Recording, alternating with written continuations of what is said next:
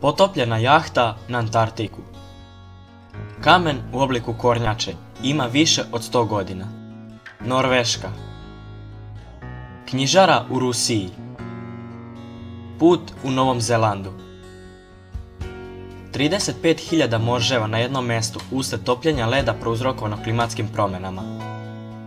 Mediji i realnost. Age of Empires u Indoneziji. Fontana u Španiji. Evo kako se jedan profesor bori sa studentima koji stalno kasne na predavanja. Šverin, zamak u Njemačkoj.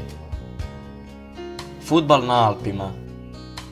Spomenik najvećem rumunskom pesniku Mihaj Eminescu. Budistički manastir u Tibetu. Isher Hotel, Švajcarska.